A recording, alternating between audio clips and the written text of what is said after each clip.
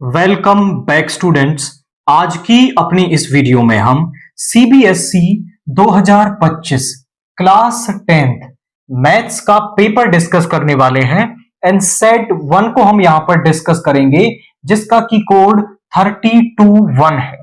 तो सबसे पहले हम सेक्शन ए एमसीक्यू क्वेश्चंस को यहां पे डिस्कस कर रहे हैं।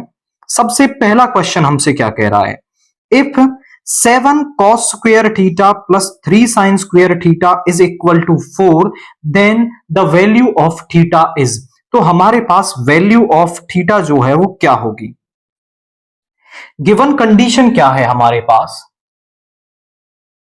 7 cos square theta plus 3 sin square theta is equal to में 4। अब यहां से मुझे थीटा कैलकुलेट करना है, मतलब मुझे साइन और कोस को कोई एक ट्रिग्नोमेट्रिक फंक्शन बनाना पड़ेगा ताकि मैं जो थीटा है वो यहां पर कैलकुलेट कर पाऊं। तो इस थीटा को कैलकुलेट करने के लिए हम क्या करते हैं, हम इस 7 cos स्क्वायर थीटा को थोड़ा सा ब्रेक कर लेते हैं। कैसे भाई, 7 cos स्क्वायर थीटा को मैं लिख सकता हूं 4 cos square theta plus 3 cos square theta. इससे कोई फर्क पड़ेगा? 4 + 3 वापस से 7 हो जाएगा और यहां पर है plus 3 sin square theta is equal to में 4। नाउ इन दोनों में से मैं 3 कॉमन ले लेता हूं, यहां पर ये सेम चलता रहेगा। यहां पर 3 कॉमन ले लिया तो यहां पे आ गया sin स्क्वायर थीटा प्लस का cos square theta is equal to में 4। एंड नाउ हम एक आइडेंटिटी जानते हैं कि हमारे पास sin square theta plus cos square theta जो है वो किसके बराबर होता है, हमारा 1 के बराबर। यानी ये वाली टर्म तो हमारी 1 हो जाएगी, तो यहां पे आएगा 4 cos स्क्वायर थीटा, यहां पे आ गया 3 इज इक्वल टू 4। इसको इधर ले आइए, 4 cos square theta is equal to 4 minus 3 is equal to 1। 4 divide में आ जाएगा, cos square theta is equal to 1/4। Square इधर जाएगा तो हमारे पास आ जाएगा √1/4 और रूट से बाहर वैल्यू प्लस माइनस 1/2 आएगी। नाउ एक बार तो मैं ले लेता हूं cos थीटा को 1/2 और एक बार ले लेता हूं cos थीटा को माइनस का 1/2। एंड आप यहां पर ध्यान से देखें तो जो ऑप्शंस हैं वो हैं 30 डिग्री, 45 डिग्री, 60 डिग्री या 90 डिग्री। मतलब जो थीटा है वो आपका 0 से 90 के बीच में है, आप समझें। तो ये वाली कंडीशन नॉट पॉसिबल होगी 4 किसके लिए, जब थीटा आपका 0 डिग्री से 90 डिग्री, 0 डिग्री से 90 डिग्री मतलब जब आपका जो एंगल है वो 0 से 90 के बीच में होता है। आप इसे मेमोराइज कर लें कि एंगल जब 0 से 90 डिग्री के बीच में होगा तो आपके 6 के 6 ट्रिग्नोमेट्रिक फंक्शंस जो हैं वो पॉजिटिव होते हैं। ये नेगेटिव वाला जो केस है ना वो आप +1 क्लास में पढ़ोगे। आप जितने भी एंगल्स 90 डिग्री तक के एंगल्स आपको दे रखे हैं और 90 डिग्री तक कोई भी ट्रिग्नोमेट्रिक फंक्शन जो है वो किसी भी एंगल के लिए नेगेटिव होता ही नहीं है। मतलब फिलहाल आप 10th क्लास में ऐसा लिखोगे कि 0 से 90 डिग्री तक cos थीटा जो है वो माइनस का 1/2 नहीं हो सकता, नॉट पॉसिबल। तो हमें थीटा की वैल्यू यहां से निकालनी पड़ेगी। तो हम यहां पे कहेंगे cos थीटा, अब cos जो है वो 1/2 किस पर होता है, 60 डिग्री पर। अब ये दोनों एंगल्स की कोसाइन वैल्यू इक्वल है तो ये दोनों एंगल्स भी आपस में क्या होंगे, इक्वल होंगे, विच इंप्लाइज की जो थीटा है वो हमें यहां पर 60 डिग्री मिल गया है। दैट मींस आप ऑप्शन सी को यहां पर इसके अंदर टिक करेंगे। आप समझ पा रहे हैं कि पहले हमने उसको 3 बनाया ताकि मैं उसे 1 बना पाऊं, मेरे पास फिर एक ट्रिग्नोमेट्रिक फंक्शन रह गया, उसकी वैल्यू मैंने निकाल दी। प्लस माइनस आ रही थी, माइनस नहीं हो सकती क्योंकि थीटा एक्यूट एंगल के अंदर कोई भी ट्रिग्नोमेट्रिक फंक्शन नेगेटिव नहीं हो सकता है। तो पॉजिटिव वाली वैल्यू से मैंने थीटा निकाला और वो मुझे 60 डिग्री यहां पर मिल गया है। आफ्टर दैट क्वेश्चन 2 देखिए, the probability of drawing an even prime number out of numbers from 1 to 30। मेरे पास टोटल नंबर्स कितने हैं, टोटल नंबर्स जो है वो 1 से 30 हैं, उनमें से इवन प्राइम नंबर निकालूं, इस बात की प्रोबेबिलिटी आप मुझे बता दीजिए। तो मैं यहां पर लिखता हूं टोटल नंबर्स आर, तो टोटल नंबर्स मेरे पास कितने हैं, वो है 1 2 3 से 30 तक। मैं मान लेता हूं let E denotes the event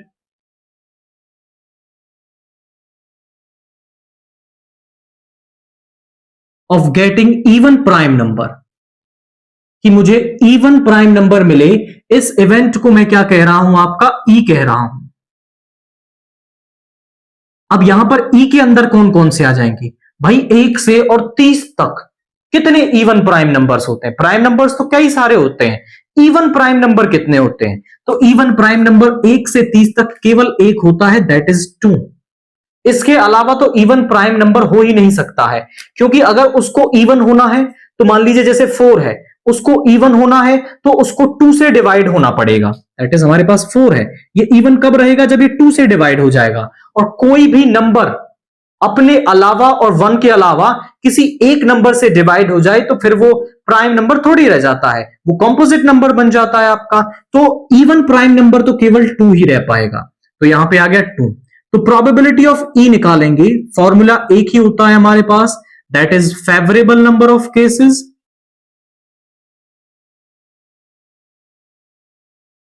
upon total number of cases. Favourable number of cases कितने हैं, कितने आए हैं इसमें, 1 आए हैं, और टोटल कितने हैं मेरे पास, दैट आर 30।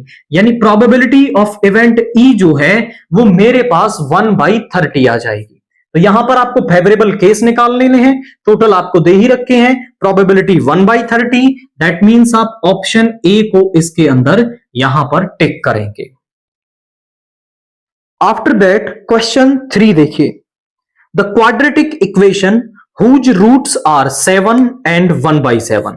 हमें एक क्वाड्रेटिक इक्वेशन बतानी है जिसके की जो रूट्स हैं वो 7 और 1/7 हो। मैं मान लेता हूं कि जो ये रूट्स हैं वो उन्हें हम नाम देते हैं alpha and beta. Let roots are, alpha मैंने मान लिया 7 और बीटा मैंने मान लिया 1/7। मुझे किसी भी क्वाड्रेटिक इक्वेशन को निकालने के लिए सम ऑफ रूट्स और प्रोडक्ट ऑफ रूट्स की क्या होती है, नीड होती है। तो मैं यहां पर सम ऑफ रूट्स निकाल देता हूं, यानी अल्फा प्लस बीटा, तो वो हो जाएगा 7 + 1/7। एलसीएम लेंगे तो ये आ गया 7, यहां पर है 1 1 से डिवाइड करेंगे तो 7 7 7 जा 49 plus 1 that is equal to 50/7, मेरे पास ये आ गया। नाउ इनका प्रोडक्ट निकालता हूं, अल्फा इंटू बीटा, तो ये आ जाएगा 7 इंटू 1/7, 7 से 7 कैंसिल हो गया, ये मेरे पास यहां पे आ गया 1। Now equation, quadratic equation is given by, वो हमें कैसे मिलती है, वो मिलेगी x square minus sum of zeros into x plus product of zeros, या फिर आप यहां पे अल्फा प्लस बीटा भी लिख सकते थे, अल्फा प्लस बीटा, और यहां अल्फा बीटा भी लिख सकते हो। X square minus sum of zeros आ रहा है 50/7 इंटू एक्स प्लस का 1 इज इक्वल टू 0।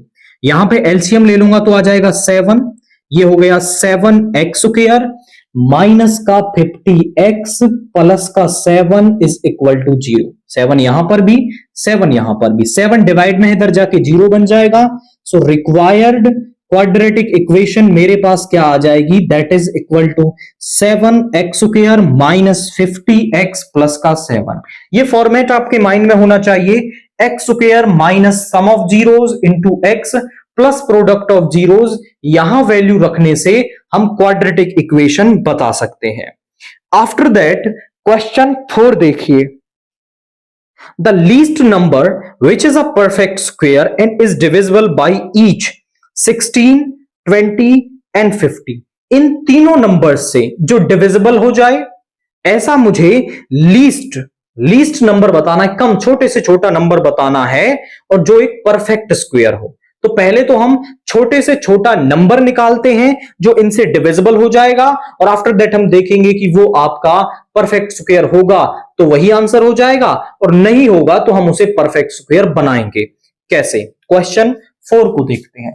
तो मुझे इनका लीस्ट नंबर निकालना है, दैट मींस एलसीएम। एलसीएम क्या होता है, वो छोटे से छोटा नंबर होता है जिनसे वो डिवाइड हो जाता है। तो 16, 20 और 50 का मैं एलसीएम निकालूंगा। 16 का क्या हो जाएगा 2 से 8, 2 से 4, प्राइम फैक्टराइजेशन मेथड का मैं यहां पे यूज कर रहा हूं, 2 से 1।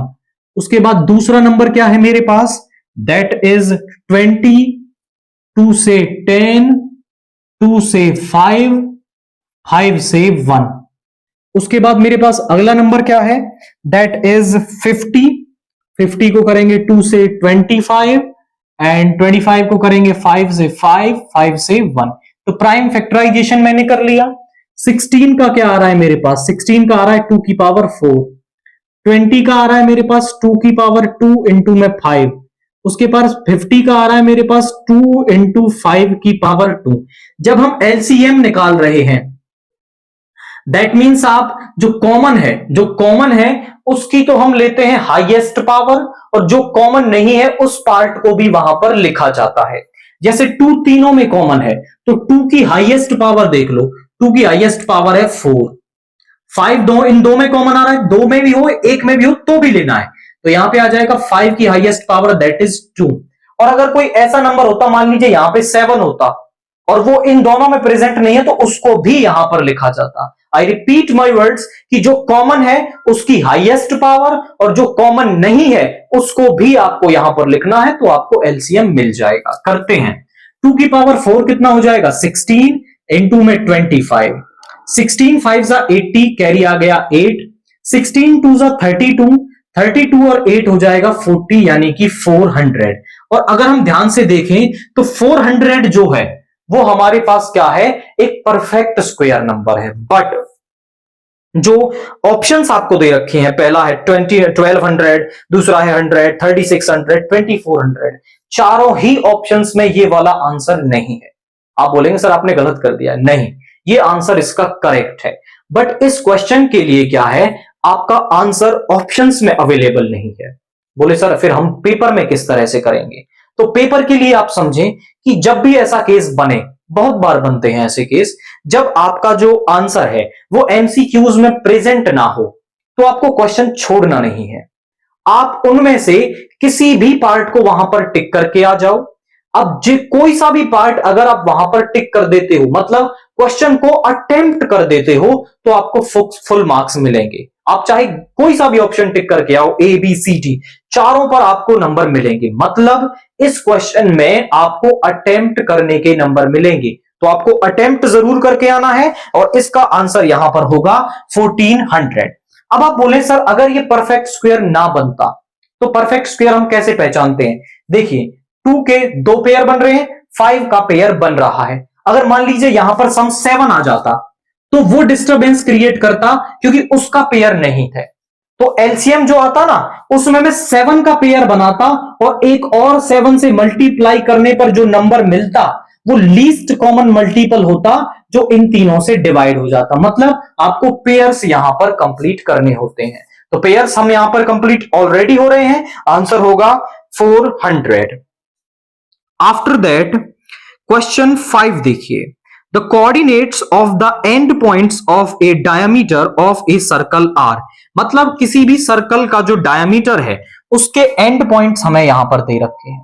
सर्कल का डायमीटर है जिसके एंड पॉइंट्स हैं 5, -2 एंड 5, 2। इसको नाम दे दो ए और इसको नाम दे दो बी। इस सर्कल की मुझे लेंथ ऑफ रेडियस यहां पर बतानी है। आप यहां समझें कि पहले मैं डायमीटर निकाल देता हूं, आफ्टर दैट डायमीटर का जो हाफ होता है उसको हम रेडियस कहते हैं। तो यहां पर ए बी लेंथ निकाल देंगे हम बाय डिस्टेंस फॉर्मूला। किस तरह से, x2 - x1 यानी 5 - 5 का स्क्वायर प्लस 2 माइनस ऑफ -2 का स्क्वायर, और यहां पे आ जाएगा 5 - 5 का स्क्वायर इज 0, 2 + 2 हो जाएगा 4 का स्क्वायर, और 4 का स्क्वायर हमारे पास होगा 16, 16 का root is 4, that is diameter.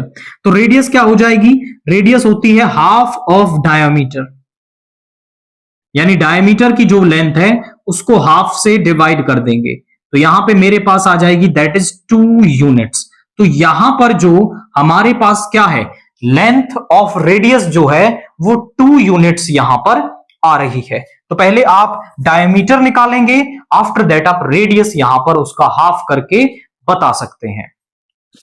Now question 6 देखिए, the points -5,0, 5,0 and 0,4 are the vertices of a triangle which is N.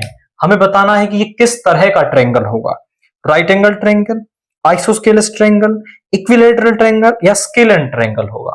तो हम यहां पहले ट्रायंगल की साइड्स बनाते हैं एंड उन साइड्स की हम लेंथ निकाल देंगे और फिर वहां से हम बता पाएंगे कि ये किस तरह का आपका एक ट्रायंगल होगा। तो हम पहले ट्रायंगल ड्रा करते हैं।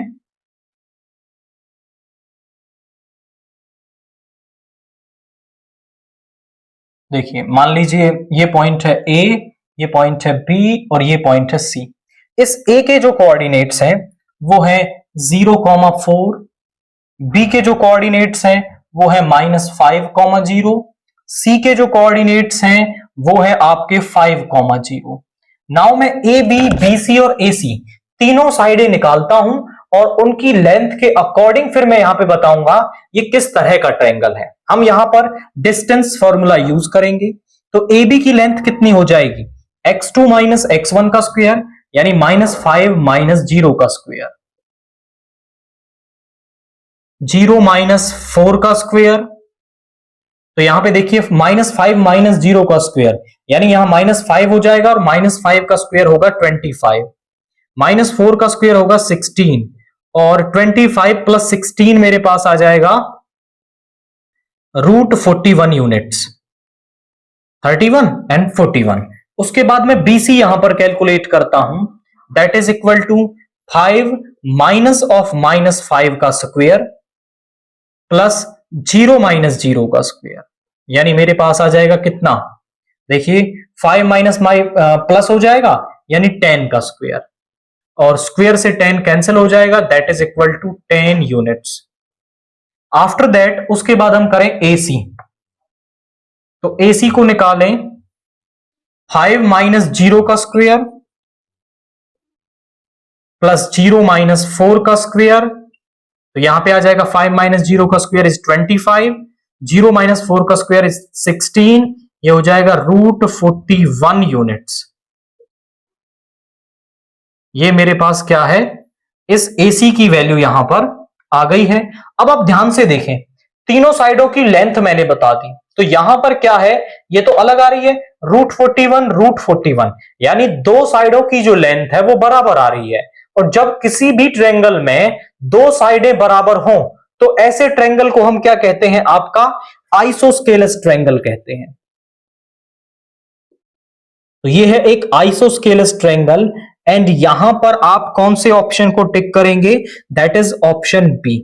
तो की कंसेप्ट क्या यूज किया है, हमने उन साइडों की जो लेंथ है वो बता दी है और फिर हमने ये पता लगा लिया कि ये किस तरह का ट्रायंगल हमें यहां पर दे रखा है। आफ्टर दैट क्वेश्चन 7 देखिए, in the given figure R S is a tangent to the circle at the point L. R S जो है वो एक टेंजेंट है इस सर्कल पर at the point L and M N is the diameter, M N जो है वो डायमीटर है आपका और एन एम एल जो है, एन एम एल जो एंगल है वो 30 डिग्री है। Then R L M angle कौन कितना होगा, R L M, R L M ये वाला एंगल मुझे पता लगाना है। तो जरा समझे, इसको करने के लिए मैं थोड़ी सी यहां पर कंस्ट्रक्शन कर दूंगा और कंस्ट्रक्शन क्या करेंगे हम कि इस एल और ओ पॉइंट को ज्वाइन कर लेंगे, ज्वाइन ओ एल। तो ओ से एल को मैंने कर दिया ज्वाइन। अब आप ध्यान से देखो, ये एक इजी टाइप का क्वेश्चन है। नाउ ओ एल भी क्या है, रेडियस है और ये वाला पार्ट भी क्या है आपका, रेडियस है। ओ एम भी क्या है, रेडियस है, क्योंकि एम एन डायमीटर है, ओ सेंटर है, तो ओ एम भी रेडियस हो गया। नाउ इन ट्रायंगल में कहूं, in triangle O M L ये वाला एंगल जो है वो इस वाले एंगल के बराबर होगा। क्यों, क्योंकि हमारे पास थ्योरम होती है फ्रॉम द 9th क्लास कि अगर दो साइडें इक्वल हैं तो उनके अपोजिट बन रहे एंगल भी क्या होते हैं, आपके इक्वल होते हैं। इसका रिवर्स भी होता है कि अपोजिट एंगल्स इक्वल हैं तो उनके अपोजिट बन रही साइड्स क्या होती हैं, बराबर होती हैं आपकी। तो मैं यहां पर कह पाऊंगा कि O M L, angle O M L जो है वो बराबर होगा ओ एल एम के। Angles opposite to equal sides are equal.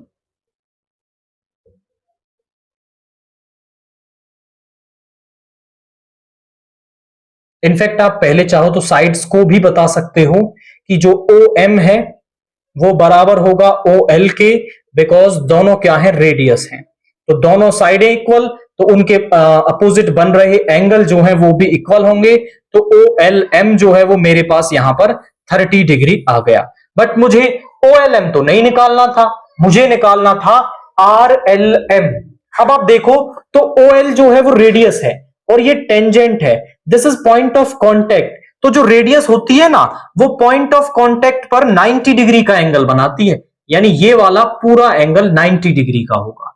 हम कहेंगे OL is perpendicular to RS because radius is perpendicular to tangent at point of contact. तो यहां पर मैं कह सकता हूं OLR जो एंगल है, angle OLR is equal to 90 degree. Now OLR को मैं ब्रेक करके लिख सकता हूं, एंगल OLM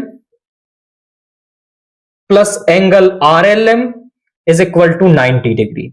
ये मेरे पास 30 डिग्री का है, इधर ले जाऊंगा तो angle RLM is equal to 90 degree minus 30 degree is equal to 60 degree. तो यहां से एंगल RLM मेरे पास कितना आ गया है, 60 डिग्री यहां पर आ गया है। दैट मींस आप इसके अंदर ऑप्शन बी को यहां पर टिक करेंगे। आप यहां पर समझो कि कैसे हम कर रहे हैं। हमने यहां पर OL को ज्वाइन किया, ये दोनों रेडियस थी, तो दो साइडें अपोजिट साइडें अगर बराबर हैं तो उनके अपोजिट बन रहे एंगल्स भी क्या होते हैं, इक्वल होते हैं। तो ये 30 का मिल गया। रेडियस टेंजेंट पर क्या होती है, परपेंडिकुलर होती है, तो पूरा एंगल 90 का हो गया। 90 में से 30 डिग्री निकाल दोगे तो बचा कितना, 60 डिग्री। वही मैंने यहां पर डिस्क्रिप्टिव मैनर में लिख दिया है। आफ्टर दैट क्वेश्चन 8 देखिए, in the given figure PQ is parallel to BC and if AP upon PB is equal to 4 by 13, AC is equal to 20.4 centimeter, then find the length of AQ is। तो हमारे पास क्या है, एक यहां पर triangle दे रखा है, we had a triangle ABC and एक PQ साइड है जो आपका क्या है, इस BC के पैरेलल है। गिवन पार्ट को मैं यदि यहां पर लिखूं तो PQ is parallel to BC और AP अपॉन PB जो है वो आपका दे रखा है 4 by 13, AC आपको दे रखा है 20.4 सेंटीमीटर। नाउ वो कह रहा है कि आप AQ बता दीजिए, AQ बता दीजिए।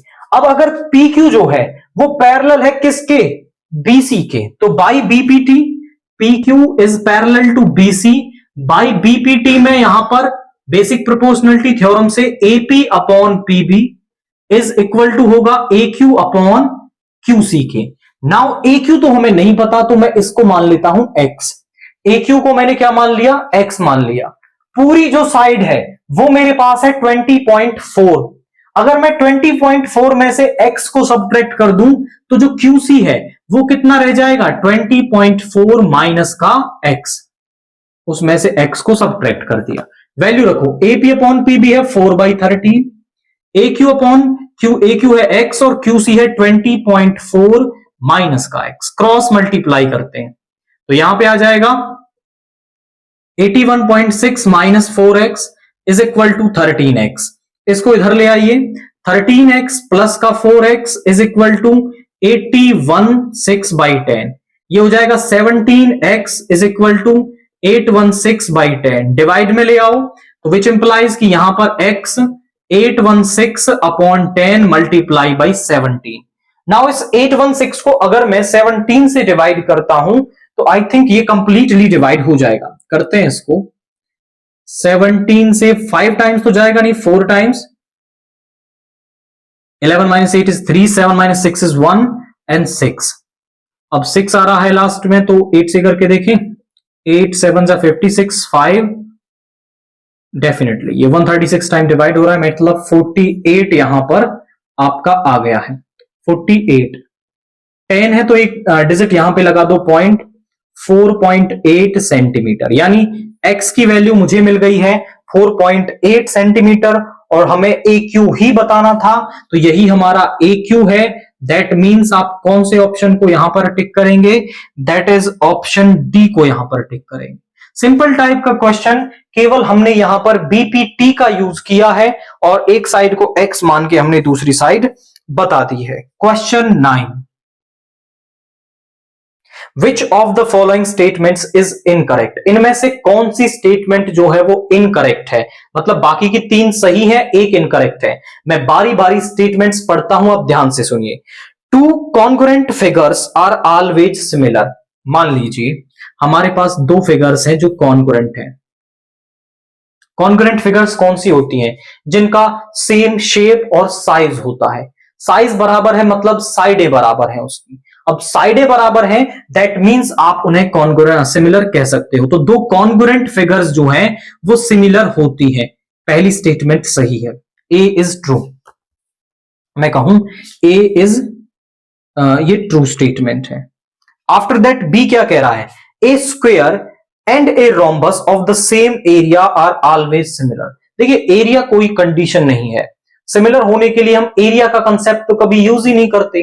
भाई ट्रायंगलों का एरिया बराबर हो सकता है, लेकिन वो ट्रायंगल अलग अलग हो सकते हैं, वो सिमिलर ना हो। ऐसे ही स्क्वायर और रोम्बस जो है वो आपके जरूरी नहीं है कि उनका एरिया बराबर है तो वो आपके क्या है। कोई पर्टिकुलर केस ऐसा हो सकता है कि जब उनका एरिया भी बराबर हो और वो सिमिलर भी हो, लेकिन हमेशा ऐसा ट्रू नहीं होगा। After that two equilateral triangles are always similar. Definitely C वाला जो पार्ट है, मान लीजिए दोनों इक्विलेटरल ट्रायंगल है, 2 2 2, यहां पे 3 3 3, तो इन सभी का जो रेशियो है वो क्या है? बराबर आएगा। तो by S S S similarity criteria हम इन्हें आपका सिमिलर कह देंगे, तो ये बात सही होती है। इसके बाद D, two similar triangles need not to be congruent. ये बात सही है कि जो कॉन्ग्रुएंट है वो सिमिलर होते हैं, बट सिमिलर है इसका मतलब ये नहीं है कि वो आपके कॉन्ग्रुएंट भी होंगे। जैसे फॉर एग्जाम्पल मैं कहता हूं, जैसे ये वाला पार्ट देख लीजिए, 2 to 2, इनका रेशियो बराबर आ रहा है, ये सिमिलर है, बट ये कॉन्ग्रुएंट नहीं है। कॉन्ग्रुएंट कब होते? जब ये भी साइड क्या होती? 2 2 और 2 होती यहां पर। तो ऐसा जरूरी नहीं है कि आपके अगर वो सिमिलर है तो उसको कॉन्ग्रुएंट भी होना पड़ेगा, बट इसका रिवर्स होता है। कॉन्ग्रुएंट है तो डेफिनेटली वो सिमिलर होंगे। तो वो पूछ रहा था कि कौन सी स्टेटमेंट इनकरेक्ट है। दैट मींस हमारी जो बी स्टेटमेंट है वो इनकरेक्ट आ रही है, तो आप इसके अंदर बी ऑप्शन को यहां पर टिक करेंगे। नाउ क्वेश्चन 10 देखिए,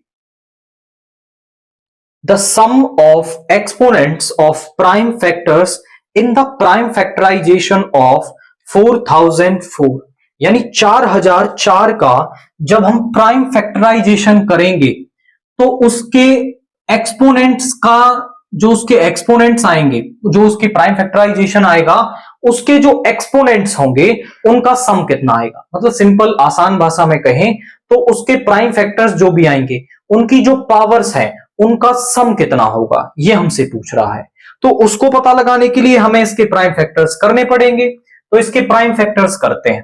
भाई इवन नंबर है तो 2 से डिवाइड हो जाएगा, 2 से 2 टाइम्स 0 आ जाएंगी, 2 टाइम्स, अभी भी इवन है फिर 2 से हो जाएगा, तो आपका 1 0 0 1।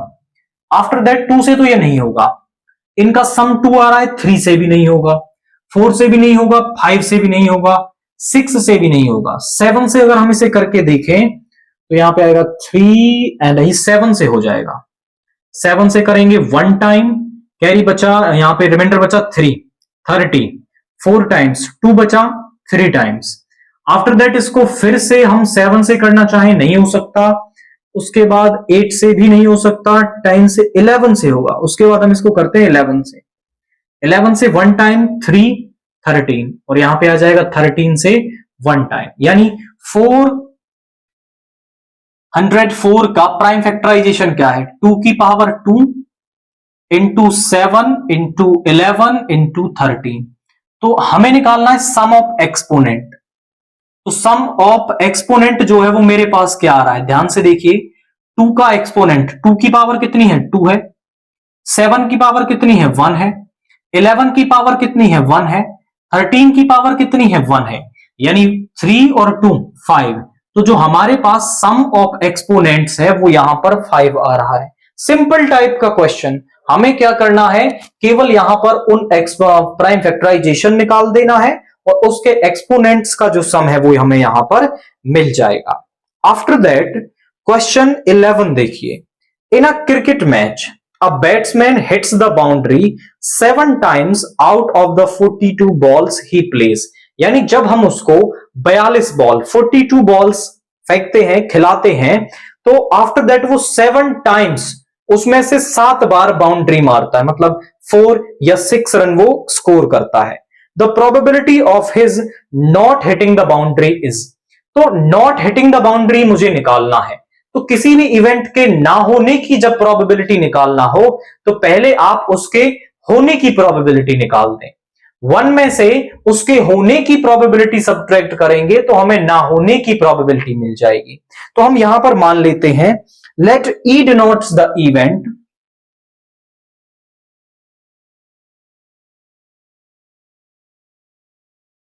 ऑफ हिटिंग द बाउंड्री, कि वो बाउंड्री को क्या करता है, हिट करता है।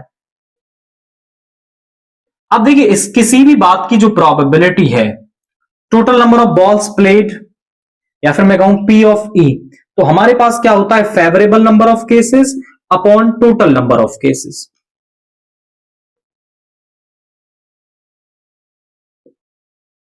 Upon total number of cases. Favourable number of case कितने हैं, कितनी बार वो बाउंड्री हिट करता है, 7 टाइम। टोटल कितनी बार में से, 42 टाइम्स में से। तो यानी इसकी प्रोबेबिलिटी आ गई यहां पर 1/6। बट मुझे तो इस बात की प्रोबेबिलिटी निकालनी है कि वो बाउंड्री हिट ना करे, तो 1 में से इसको सबट्रैक्ट कर देंगे, मतलब बाउंड्री हिट ना करे मतलब पीई कॉम्प्लीमेंट। तो 1 minus PE,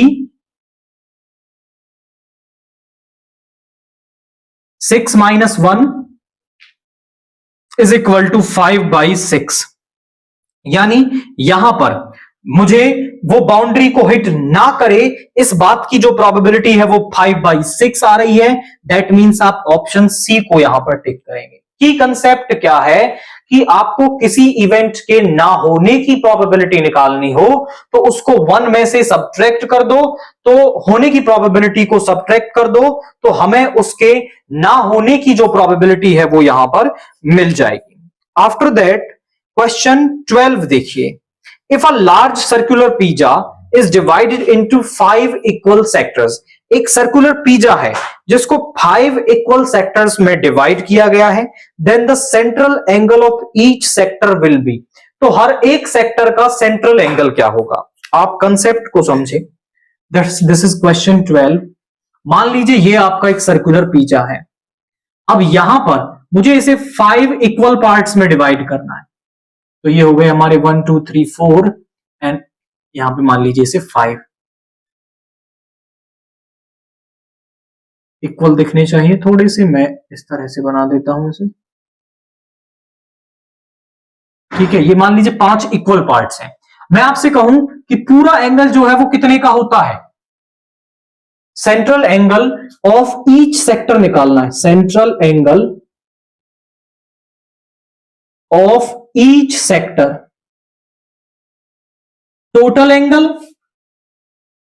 upon number of sectors. कोई फॉर्मूला नहीं है, बस आपको बता रहा हूं। भाई टोटल एंगल, पूरा एंगल कितने का है, 360 डिग्री का है। अब यहां सेक्टर कितने बन रहे हैं, मान लीजिए भाई ये वाला एंगल भी x है, ये भी x है, ये भी x है, ये भी x है, ये भी x है। सिंपल ऐसे कर लो कि क्योंकि वो इक्वल सेक्टर्स हैं तो सभी पर जो सेंट्रल एंगल है वो सेम बनेगा। दैट मींस यहां पे हो गया 5x, वो बराबर होगा, पूरा एंगल कितना होता है 360 का, तो इसको इधर डिवाइड में ले आओ, x is equal to 360 upon में 5 से करेंगे 7 2, यानी 72 डिग्री। या फिर ऐसे कर लो कि टोटल एंगल को आप नंबर ऑफ सेक्टर्स से डिवाइड कर दो तो भी आपकी बात बन जाएगी, या फिर x x x मान लो, सभी का सम 5x हो गया, 360 के बराबर होगा। x की वैल्यू 72 डिग्री हमें यहां पर मिल गई है। दैट मींस आप ऑप्शन डी को इसके अंदर टिक करेंगे। आफ्टर दैट क्वेश्चन 13 देखिए, if sin 30 into tan 45 is equal to sec 60 upon k, then the value of k is, मुझे यहां पर दे रखा है sin 30 into tan 45 is equal to sec 60 upon में k, तो मुझे यहां से जो k की वैल्यू है वो यहां पर निकालनी है। आप यहां समझें कि इन सभी ट्रिग्नोमेट्रिक फंक्शंस की इन पर्टिकुलर एंगल्स पर जो वैल्यू है मैं वो यहां रख दूंगा और मुझे k की वैल्यू मिल जाएगी। करते हैं। sin 30 की वैल्यू कितनी होती है हमारे पास? sin 30 की वैल्यू होती है 1/2, tan 45 की होती है 1, k डिवाइड में है इधर मल्टीप्लाई में ले आओ, और sec 60 cos 60 हमारे पास होता है 1/2, sec 60 उसका उल्टा हो जाएगा यानी 2, इसको इधर ले जाएंगे डिवाइड में है मल्टीप्लाई में चला जाएगा, 2 into 2 is 4 which implies k is equal to 4, तो यहां से हमें k की वैल्यू 4 मिल गई है। इजी टाइप का क्वेश्चन, केवल ट्रिग्नोमेट्रिक फंक्शंस की वैल्यू रखिए और वहां से आपको k की वैल्यू 4 मिल जाएगी। दैट मींस आप ऑप्शन ए को यहां पर इसके अंदर टिक करेंगे। आफ्टर दैट क्वेश्चन 14 देखिए, the line represented by the equation x minus Y is equal to 0 is, हमारे पास एक लाइन है, ये कौन सी इक्वेशन को रिप्रेजेंट करता है? इसको इधर ले आओ तो y is equal to X. भाई मैं आपसे कहूं कि आप बेहतर तरीका ये होगा कि आप इसे ड्रा करके देख लें। वैसे मुझे ये क्लियरली दिखाई दे रहा है, a line passing through origin and shifted, मतलब कह सकते हो कि टुवर्ड्स पॉजिटिव एक्स एक्सिस। कैसे? ध्यान से देखो, आप इसका डायग्राम बनाने के लिए ना पॉइंट्स ले लो, वो ज्यादा बेटर होगा आपके लिए। जब आप 11th या 12th में होंगे तो फिर आप इसे क्लियरली कर पाएंगे। सिंपल टाइप की इक्वेशन है। जब आप x को 0 लोगे तो y भी कितना आ जाएगा? 0। x को 1 लोगे तो y भी 1 आ जाएगा, x को 2 लोगे तो y भी 2 आ जाएगा। अब यहां पर देखिए, मैं इसका ग्राफ जनरेट करता हूं आपके लिए, 1 2 1 2, x 0, 0, x 1 तो y 1, x 2 तो y 2, यानी यहां से पास हो रही है। तो दिस इज द लाइन, ये हमारे पास लाइन है। ऑप्शंस देखते हैं, passing parallel to X axis नहीं है, पैरेलल टू वाई एक्सिस नहीं है, passing through the origin definitely pass हो रही है, डी को भी पढ़ लेते हैं, पासिंग थ्रू द पॉइंट 3,2 नहीं हो सकती, 3,2 से तो पास हो ही नहीं सकती है, क्योंकि ये केवल उन पॉइंट से पास होगी जहां पर x और y आपके बराबर होंगे। ये तो इसको सेटिस्फाई ही नहीं करेगा, तो ये केवल उन पॉइंट से पास हो रही है, जैसे 1,1 से 2,2 से, जहां पर x और y आपस में क्या है? बराबर है। दैट मींस आप इसमें ऑप्शन सी को टिक कर देंगे, पासिंग थ्रू ओरिजिन, ये सबसे ज्यादा इसको सेटिस्फाई कर रहा है, पासिंग थ्रू ओरिजिन। इस लाइन के बारे में ये ही सबसे सही इंफॉर्मेशन हमें दे रहा है। तो जब भी कभी लाइन की बात करें तो पहले आप उसे ड्रा करके देख लो एंड फिर आपका क्वेश्चन यहां पर हो जाएगा। आफ्टर दैट क्वेश्चन 15 देखिए, the 10th term of the AP, एक एपी हमें दे रखा है और उसकी 10th टर्म हमें बतानी है। द गिवन एपी इज,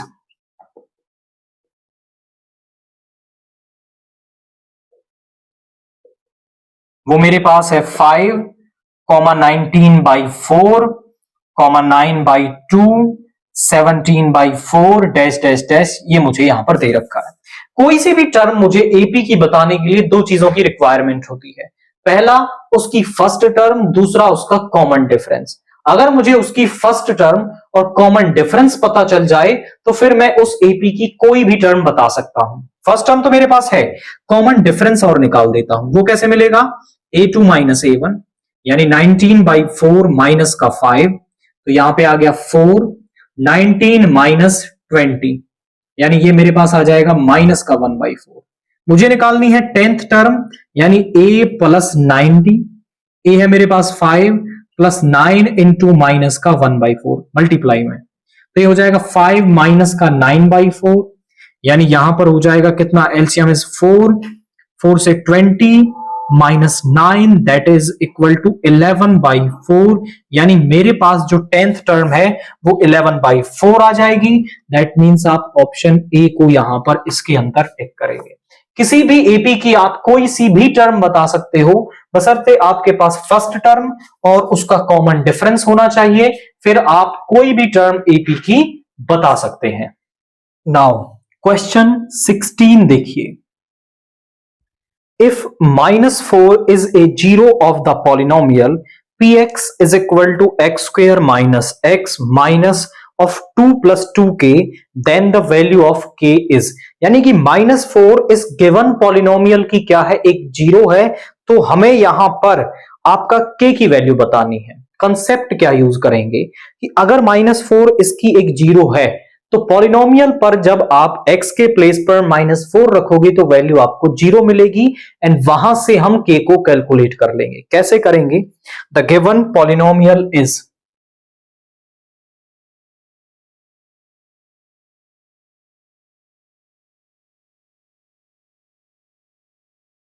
वो है मेरे पास px इज इक्वल टू में x square minus x minus 2 of 2k। अब मैं कहूंगा कि -4 is a zero of the polynomial, सो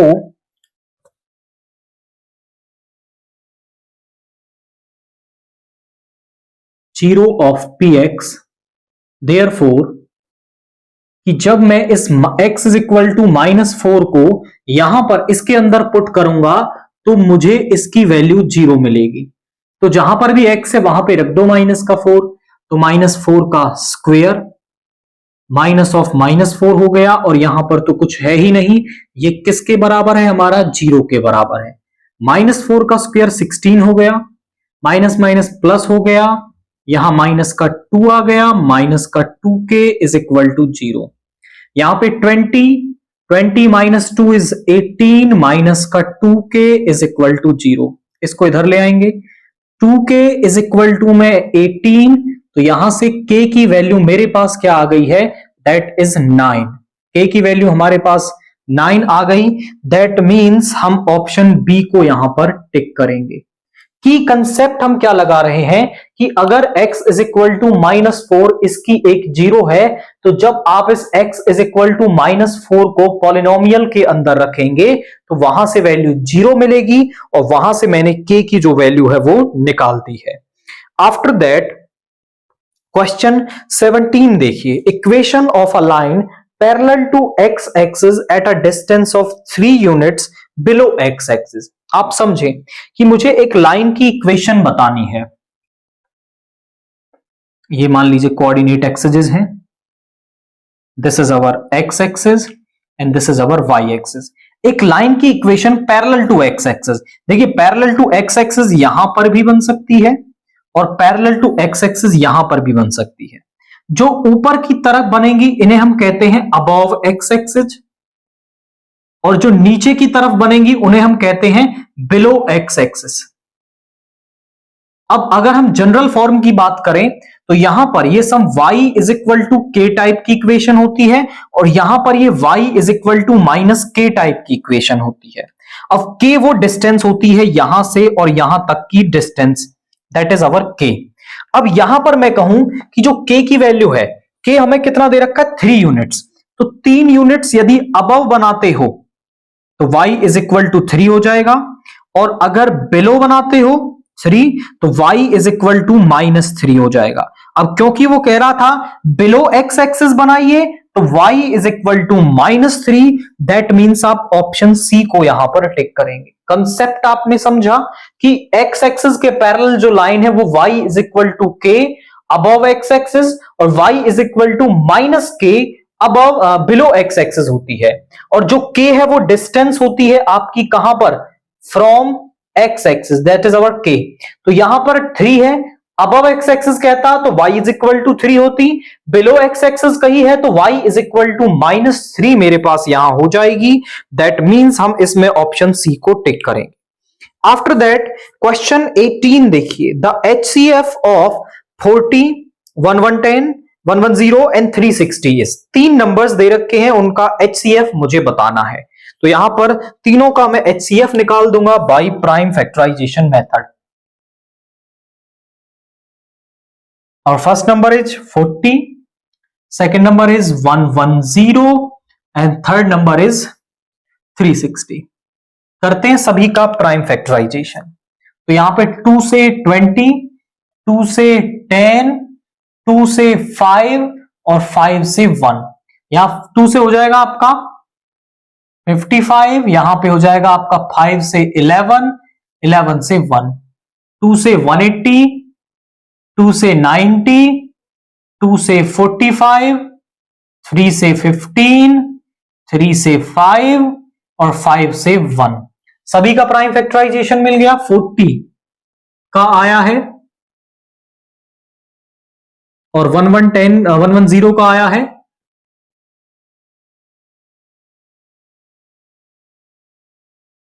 2 की पावर 3, 3 का स्क्वायर इंटू में 5। अब यहां जब हम HCF निकाल रहे हैं तो जो तीनों में कॉमन है उसकी लोएस्ट पावर को हम लेते हैं तो हमें HCF मिलता है। तो यहां पर हम HCF निकाल रहे हैं तो जो कॉमन है उसकी लोएस्ट पावर 2 कॉमन है और उसकी लोएस्ट पावर क्या है, देखिए यहां पर 1 है। 5 तीनों में कम है, कॉमन है और उसकी लोएस्ट पावर क्या है, 1 है।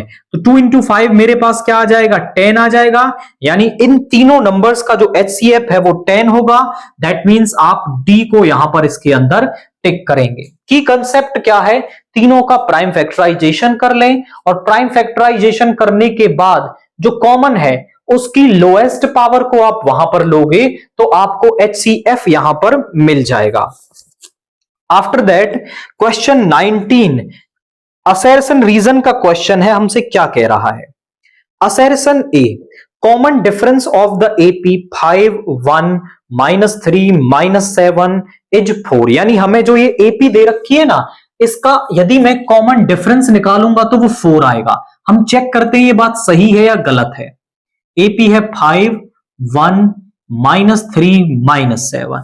यदि हम कॉमन डिफरेंस निकालते हैं तो A2 -A1, यानी दूसरे में से पहली टर्म सब्ट्रैक्ट कर दो, तीसरे में से दूसरी कर दो, चौथे में से तीसरी कर दो, इस तरह से हमें कॉमन डिफरेंस मिल जाता है। तो 1 - 5 इज इक्वल टू माइनस का 4 और जो क्वेश्चन में दे रखा है वो क्या है, 4 है। यानी ये बात तो गलत हो गई, हमारा जो कॉमन डिफरेंस है वो तो -4 आ रहा है और वो ये कह रहे हैं कि 4 आएगा, यानी A इज फॉल्स। ए तो बात गलत है। दूसरा रीजन क्या कह रहा है, common difference of the AP A1, A2, A3, AN is denoted by D is equal to AN minus AN -1। Definitely किसी भी टर्म में से उसकी पहली टर्म, उससे पहली टर्म सब्ट्रैक्ट कर दो तो आपको कॉमन डिफरेंस मिल जाता है। A इज फॉल्स तो R यहां पे क्या हो गया है, ट्रू हो गया है। A is false, R is true, तो कौन सा ऑप्शन होता है हमारा, D वाले ऑप्शन को आप यहां पर टिक करेंगे। नाउ क्वेश्चन 20 देखिए, असर्शन हमसे क्या कह रहा है, the pair of linear equations px plus 3y plus 59 is equal to 0 and 2x plus 6y plus 118 is equal to 0 will have infinitely many solutions if p is equal to 1। कि यानी कि इन pairs के पास क्या है, infinitely many solutions होंगे, कब, जब p आपका क्या है, 1 है। तो हम इसे चेक करते हैं कि आपका p की किस वैल्यू के लिए इनके पास इनफाइनाइटली मैनी सॉल्यूशंस होंगे। देखिए जरा, अगर हमारे पास सिस्टम ऑफ इक्वेशंस इस तरह से है, a1x plus b1y plus c1 is equal to 0, a2x plus b2y plus c2 is equal to 0। अगर हमारा a1 upon a2 not equal आता है b1 अपॉन b2 के, मतलब लाइंस के पास क्या है, यूनिक सॉल्यूशन है। और अगर हमारा a1 अपॉन a2 बराबर है b1 अपॉन b2 के, बराबर नहीं है c1 अपॉन c2 के, तो लाइंस के पास कोई सॉल्यूशन नहीं होता, because lines are parallel in that case, और यहां पर होती है इंटरसेक्टिंग।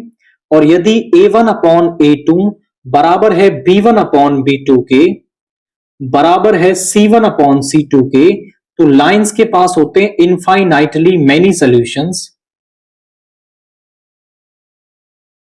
बिकॉज उस केस में लाइंस क्या होती हैं, कोइंसिडेंट, मतलब एक दूसरे के ऊपर होती हैं, तो इनफाइनाइटली मैनी पॉइंट्स पे इंटरसेक्ट करती हैं, तो इनफाइनाइटली मैनी सॉल्यूशंस होते हैं। अब पहले वाली लाइन में देखिए, a1 की वैल्यू क्या है, p है, इनफाइनाइटली मैनी यानी p अपॉन में 2, 3 अपॉन में 6, 59 अपॉन 118। जरा देखिए 1 अपॉन 2, 1 अपॉन 2 तीनों बराबर होंगे, तभी तो होते हैं इनफाइनाइटली मेनी सोल्यूशन, तीनों बराबर होने चाहिए। तो ये दोनों तो 1/2 आ रहे हैं, किसी भी एक के साथ कंपेयर कर लो। p/2 इज इक्वल टू 1/2, 2 से 2 कैंसिल हो गया, which implies p is equal to 1।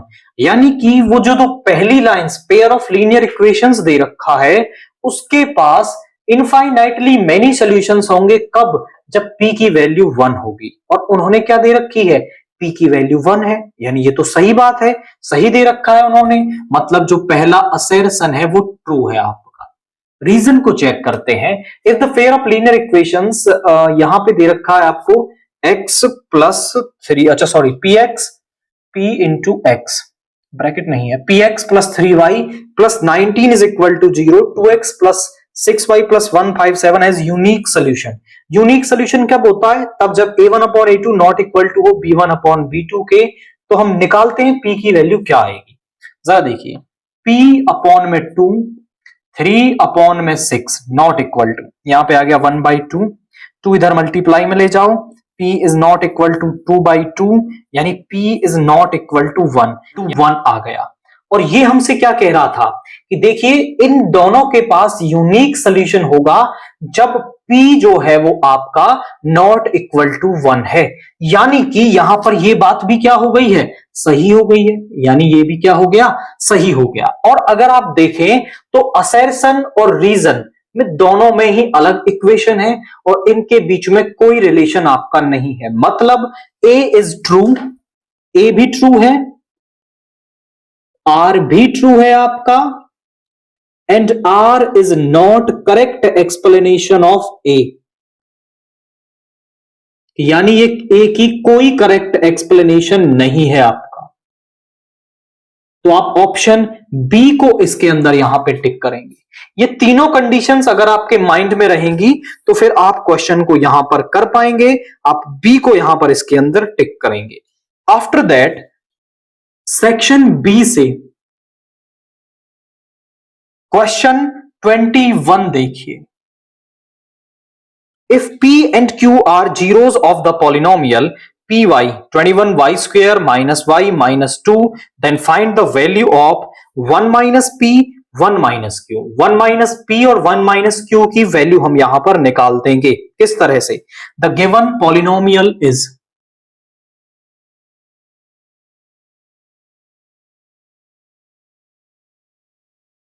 वो हमारे पास है P Y is equal to में 21y square minus Y minus 2। मुझे जो वैल्यू निकालनी है वो मुझे वैल्यू निकालनी है किसकी? टू फाइंड है मेरे पास 1 minus P into 1 minus Q की। अब आप ध्यान से देखें तो आप बोले सर हम p और q इसके जीरोस हैं, तो इस पॉलिनोमियल के जीरोस को पता लगा लेंगे और वहां से वैल्यू मिल जाएगी। डेफिनेटली आप ऐसा कर सकते हो, बट इतना बड़ा क्वेश्चन करना क्यों है? ध्यान से देखो, मैं ऐसा कहता हूं कि आप यहां पर इसका प्रोडक्ट कर लो, 1 का 1 के साथ, 1 का माइनस क्यू हो गया, माइनस का p हो गया और प्लस का पी क्यू हो गया। इन दोनों का प्रोडक्ट करने पर दोनों में से मैं माइनस कॉमन ले लू यहां पर, तो 1 माइनस पी प्लस क्यू और यहां पे है प्लस पी क्यू, यानी सम ऑफ जीरोस और प्रोडक्ट ऑफ जीरोस। और इसका सम ऑफ जीरोस हम निकाल सकते हैं कैसे? वो होता है माइनस का बी अपॉन ए, यानी इस फर्स्ट को कंपेयर कर लो किसके साथ? कंपेयरिंग 1 विद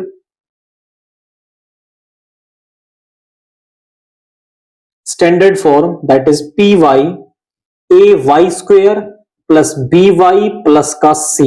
यानी यहां से जो a है वो हमारे पास 21 आ गया, b हमारे पास माइनस का 1 आ गया और c आ गया माइनस का 2। तो सम ऑफ जीरोस यदि मैं निकालता हूं तो वो होता है माइनस का b अपॉन a, यानी minus of minus 1/21, that is 1/21।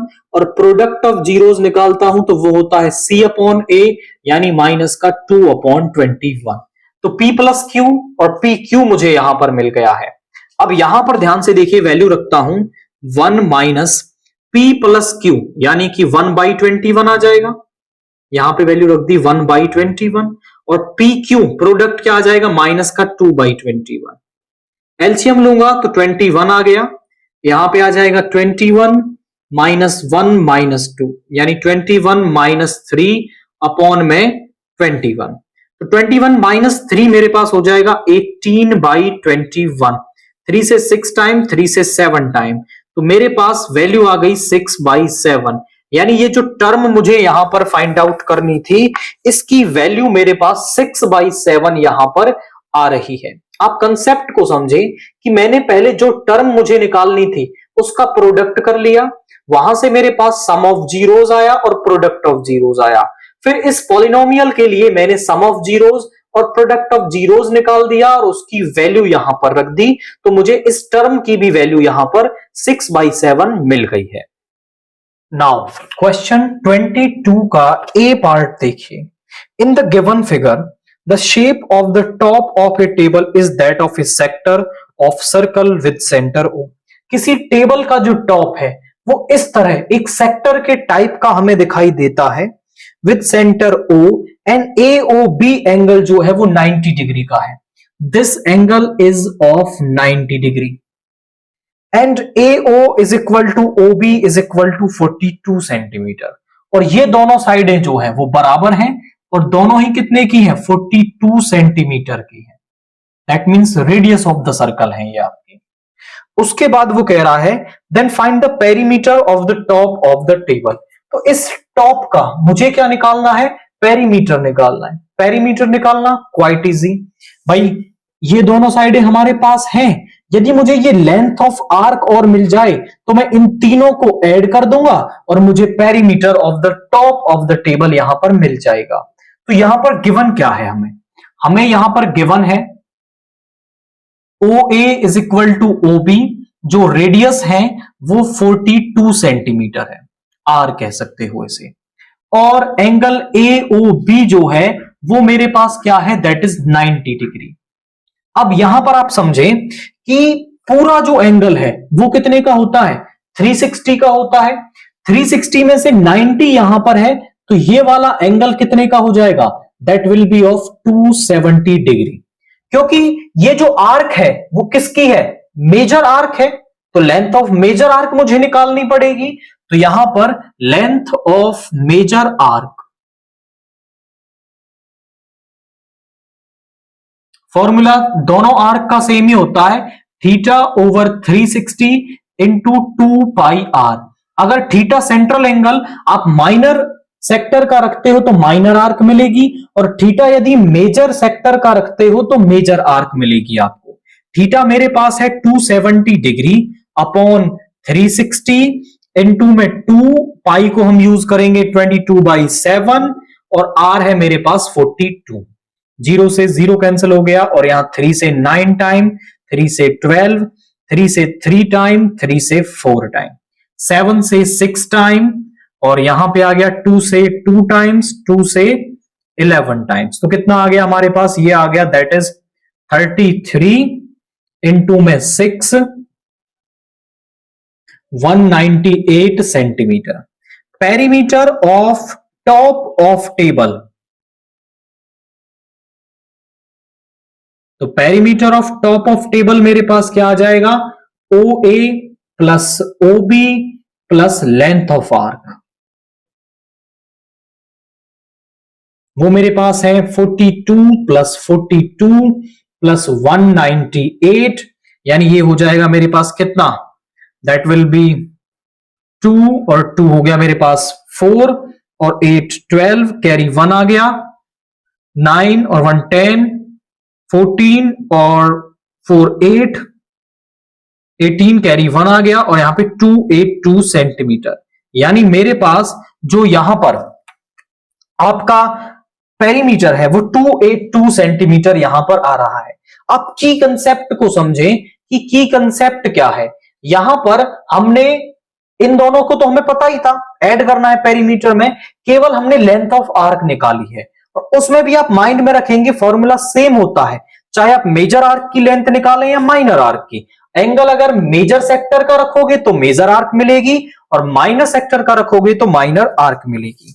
After that question 22 का बी पार्ट देखिए। In the given figure 3 sectors of circle of radius 5 centimeter making angles 35 degree, 50 degree and 95 degree at the center are shaded. Find the area of the shaded region और use pi is equal to 22/7। हमारे पास ये figure given है जिसकी की जो radius है, radius वो है हमारे पास 5 सेंटीमीटर। आप यहां समझें कि इन सेक्टर्स को ना मैं नाम दे देता हूं A1, A2, A3। मुझे शेडेड एरिया निकालना है, area, shaded area of shaded portion, जो शेडेड रीजन है उसका एरिया निकालना है। वो कैसे मिलेगा? Area of sector A1 plus area of sector A2 plus area of sector A3। तीनों सेक्टर्स के एरिया को मैं यहां पे सम कर दूंगा तो मुझे जो शेडेड रीजन है उसका एरिया मिल जाएगा। तो पहले वाला सेक्टर हम A1 का निकालते हैं। क्या होता है? θ/360 इंटू पाई आर स्क्वेयर, ये होता है। मैं इस फॉर्मूले में रखूंगा। पहले वाले का थीटा कितना है? 95 डिग्री अपॉन 360 डिग्री, पाई को पाई ही रहने दें, इंटू 5 का स्क्वेयर। दूसरे वाले को रखते हैं A2 50 डिग्री अपॉन 360 डिग्री, पाई को अभी मत पुट करें यहां पर, 5 का square, plus 35 degree upon 360 degree into pi into 5 का स्क्वेयर। अब एक तरीका तो यह है कि आप सभी को बारी बारी सॉल्व कर लो और ऐड कर दो, या फिर एक सिंपल तरीका हो सकता है कि पाई अपॉन में 360 इंटू में 5 का स्क्वेयर, आप यहां से कॉमन ले सकते हैं और यहां पर क्या बच जाएगा? आपका बच जाएगा 95 डिग्री प्लस का 50 डिग्री प्लस का 35 डिग्री, ये बच गया। अब यहां पे पाई की वैल्यू आप रखोगे 18, पाई की वैल्यू यूज करनी है 22/7, तो यहां पे रखते हैं 22/7 इंटू 1/360 इंटू में 25 और इसको ऐड कर देंगे तो 5 और 5 10, कैरी 1 आ गया, 5 और 3 8 और 9 17 और 1 18 आ गया।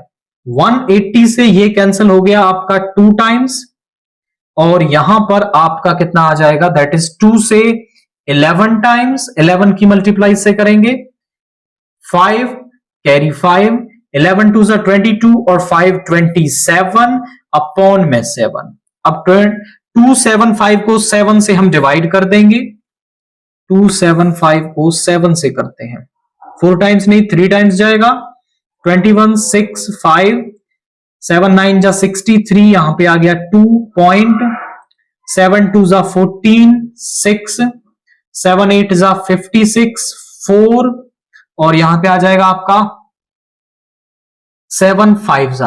अब देखिए 5 है यहां पर, तो यहां पे एक डिजिट बढ़ा के लिख सकते हो आप 39.29 और ये मीटर में दे रखा है, सेंटीमीटर में, सेंटीमीटर स्क्वायर। तो मेरे पास जो एरिया है वो 39.29 सेंटीमीटर स्क्वायर यहां पर आ जाएगा। की कंसेप्ट मैंने क्या यूज किया है? सभी सेक्टर्स का एरिया निकाल दिया। कैलकुलेशन को सिंपलर करने के लिए मैंने यहां पर जो पार्ट कॉमन था उसको ले लिया और एंगल्स को ऐड कर दिया, तो कैलकुलेशन सिंपल हुई और एरिया मुझे 39.29 सेंटीमीटर स्क्वायर यहां पर मिल रहा है।